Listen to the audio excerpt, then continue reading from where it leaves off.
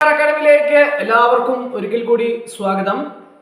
Legal assistant grade 2 പരീക്ഷ 726/2024 legal assistant grade 2 in law department government secretariat പരീക്ഷ 23/10/2025 രാവിലെ 7 AM മുതൽ 8:50 AM വരെയായിരുന്നു പരീക്ഷ.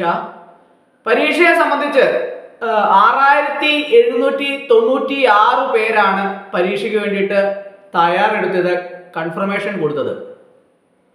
അപ്പോൾ ഉദ്യോഗാർത്ഥികളെ സംബന്ധിച്ചിടത്തോളം വളരെ പ്രയാസമുള്ള ഒരു പരീക്ഷയായിട്ടാണ് പൊതുവെ ഈ പരീക്ഷ അഭിപ്രായങ്ങളിൽ നിന്നൊക്കെ മനസ്സിലാക്കാൻ സാധിക്കുന്നത്.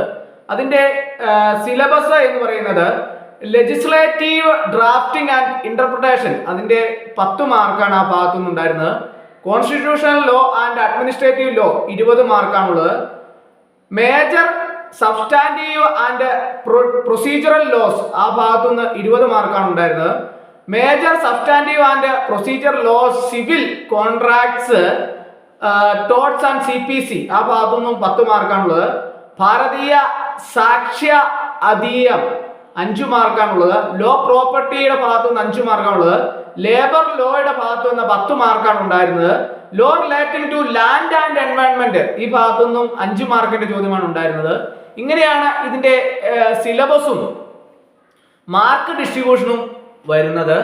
അപ്പോൾ ഉദ്യോഗാർത്ഥികളെ സംബന്ധിച്ചിടത്തോളം പരീക്ഷയിൽ വളരെയധികം ചോദ്യങ്ങളുടെ നിലവാരം വളരെയധികം ഉയർന്നതായിരുന്നു എന്നുള്ള അഭിപ്രായമാണ് ഉദ്യോഗാർത്ഥികൾക്ക് പൊതുവെ ഉള്ളത്.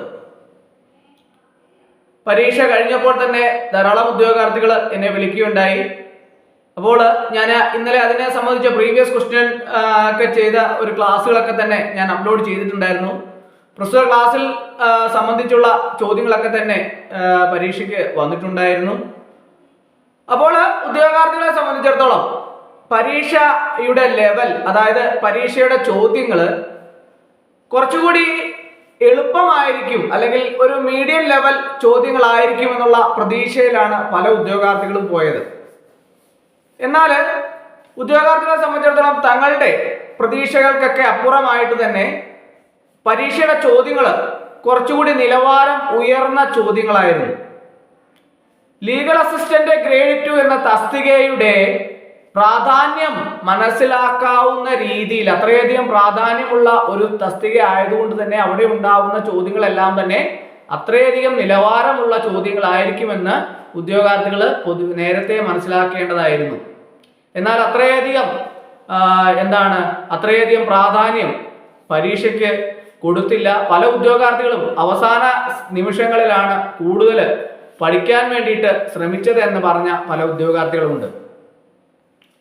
പഠിക്കുന്നതിന് വേണ്ടിയിട്ട് ധാരാളം പുസ്തകങ്ങളൊക്കെ തന്നെ റെഫർ ചെയ്ത് അതിനു വേണ്ടിയിട്ട് മാസങ്ങളോളം പഠനം തുടങ്ങിയ കുട്ടികളുമുണ്ട്. എന്നാൽ അവസാന നിമിഷത്തിൽ പരീക്ഷയുടെ ഹോൾ ടിക്കറ്റ് വന്നതിന് ശേഷം അതിനെക്കുറിച്ച് ചിന്തിക്കുകയും പഠിക്കുകയും ചെയ്ത ഉദ്യോഗാർത്ഥികളുണ്ട്. അപ്പോൾ ഓരോ ഉദ്യോഗാർത്ഥികളും അതിനു വേണ്ടി കിട്ടുന്ന ഓരോ പരീക്ഷയ്ക്കും കൊടുക്കുന്ന പരിഗണന എത്ര മാത്രമുണ്ട് എന്നതിനെ ആശ്രയിച്ചായിരിക്കും പരീക്ഷയുടെ ചോദ്യങ്ങളിൽ മാർക്ക് സ്കോർ ചെയ്യാൻ പറ്റുന്നത് എന്നുള്ളതാണ് ഓരോ ഉദ്യോഗാർത്ഥികളും മനസ്സിലാക്കേണ്ടത്. പരീക്ഷ കഴിഞ്ഞപ്പോൾ ഉദ്യോഗാർത്ഥികൾ എന്നെ വിളിക്കുകയുണ്ടായി. സാറേ, പരീക്ഷ ചില പ്രയാസമുള്ള പരീക്ഷയായിരുന്നു. പരീക്ഷയുടെ ചോദ്യങ്ങൾ നല്ല നിലവാരം പുലർത്തി. അതുപോലെ തന്നെ പരീക്ഷയുടെ കട്ട് ഓഫ് മാർക്ക് എങ്ങനെ ഉണ്ടാവും, എത്ര മാർക്കാവും കട്ട് ഓഫ് മാർക്ക് വരിക, പരീക്ഷയുടെ കട്ട് ഓഫ് മാർക്ക് എങ്ങനെയാണ് ഉണ്ടാവുക, പരീക്ഷ എന്നാണ് ഷോർട്ട് ലിസ്റ്റ് വരിക, ഇങ്ങനെയുള്ള കാര്യങ്ങളെ കുറിച്ചൊക്കെ തന്നെ ഉദ്യോഗാർത്ഥികൾ ചോദിക്കുകയുണ്ടായി. അപ്പോൾ പരീക്ഷയുടെ മാർക്കിനെ സംബന്ധിച്ച് പല ഉദ്യോഗാർത്ഥികളും പറഞ്ഞതിൻ്റെ അടിസ്ഥാനത്തിൽ ഒരു 58-നും 63-നും ഇടയ്ക്കൊക്കെ കട്ട് ഓഫ് മാർക്ക് വരാനാണ് സാധ്യത ഏറെ. പല ഉദ്യോഗാർത്ഥികൾക്കും നെഗറ്റീവ് മാർക്ക് സംഭവിച്ചിട്ടുണ്ട് എന്ന് പറയുന്നു. പരീക്ഷയുടെ answer key, professional answer key വന്നാലേ ബാക്കിയുള്ള കാര്യങ്ങളെ കുറിച്ചൊക്കെ തന്നെ അറിയാൻ സാധിക്കുകയുള്ളൂ. അപ്പോൾ ഉദ്യോഗാർത്ഥികളെ സംബന്ധിച്ചിടത്തോളം അവർ പറഞ്ഞ മാർക്കിന്റെ അടിസ്ഥാനത്തിൽ 63 മാർക്ക് വരെ കട്ട് ഓഫ് മാർക്ക് എത്താമെന്നുള്ള പ്രതീക്ഷയിലാണ് ഉദ്യോഗാർത്ഥികൾ ഒന്നടങ്കം ഇരിക്കുന്നത്. 58-നും 63-നും ഇടയ്ക്ക് മാർക്ക് വരുമെന്നുള്ള പ്രതീക്ഷയിലാണ്.